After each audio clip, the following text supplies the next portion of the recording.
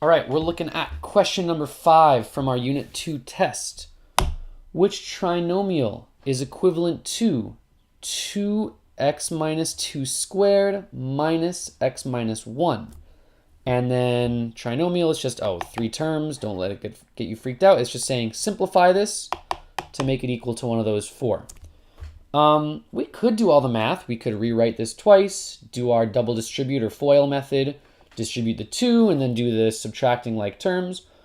Or, because it's a multiple choice question and I don't need to show work, there's actually a way to get this done in your calculator like that, as long as you got this Ti-nspire. So, for a question like this, you've got an expression on top and you want to check to see if it's equal to an expression on the bottom. It's not going to be our handy dandy nsolve. It's actually going to be another method. This, I like to call this one the stow and check method. I'll come back up here. I'll just make a new document because I like to have it nice and clear here at a calculator. The stow and check method is a way to check if one expression on the top is equal to an expression on the bottom. There's a lot of multiple choice on your Regions in June that can be solved with this solution. And you can also double check to make sure you've got right answers on short response, which we'll see in a later video. To do the stow and check method, the first part is doing the stow, which is shown, I might have to zoom out a little bit over here to get a view of the whole calculator, which you can see over here. This is the stow button. It's short for store. And before you're able to check one expression against another, you've got to stow a variable, which is why we call it the stow and check method. Otherwise, if you don't do the stowing, it just doesn't work. Okay, let's stop talking. Let's start stowing. To stow, just choose some number. I like to choose some weird decimal number. I always do 1.234. There are certain cases where if it's not a decimal number, when you were doing quadratics, that it won't give you the right answer all the time. So just make a decimal number. There is some edge cases. Decimal number, you're going to hit Control and then the var button, stow, and you'll get this little arrow, and you're just going to plug it into the variable you want to be checking with. We'll just plug it into X here. Once you've got that, you can hit enter and you see the same number again. That means it's been stowed into X. Then all you got to do is come down to the next line and you are going to copy out the expression from the question first. And I can bring the camera down a little bit more again, just so we can see it easier. All right, so I will put in 2 parentheses x minus 2. Outside of the parentheses, I'll square it, and the square button is right over here. Oops, outside of the parentheses, make sure you don't mess that up. Delete that, come outside of the parentheses, square it. Minus parentheses x minus 1. And then before you just hit enter here, if you hit enter, it'll tell you what this would evaluate to when I plugged this number into x. Instead of that, what I'm going to do is hit this equal button right over here.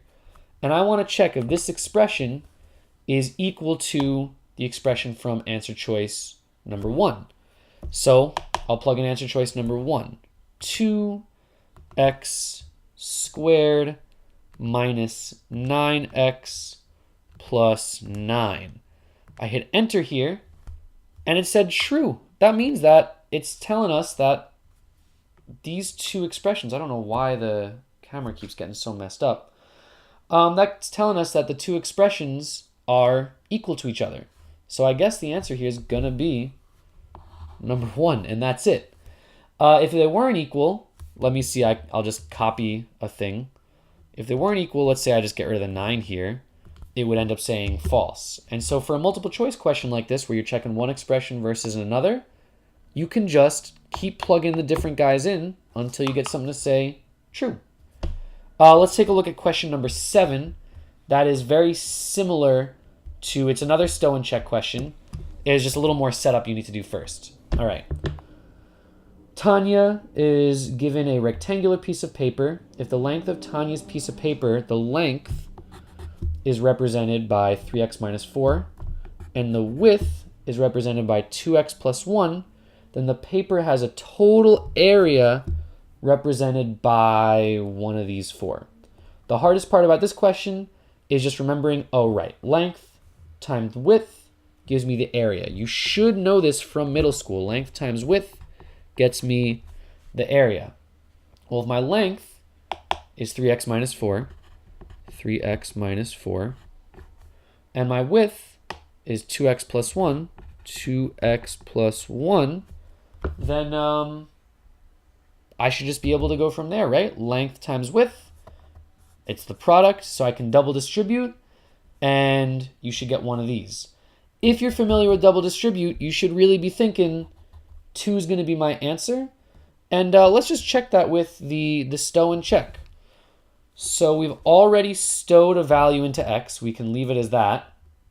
And I'm just going to plug in the expression that I created by reading the question, 3x minus 4, and then parentheses 2x plus 1. Oops, 2x plus 1. And I will just hit equals over here. Oop, not control, equals, and check if it matches. My guess was number 2, so we'll check to see if it matches number 2, which I can plug in by just saying 6x squared minus 5x minus 4. If I hit enter here, I get true, and it works out.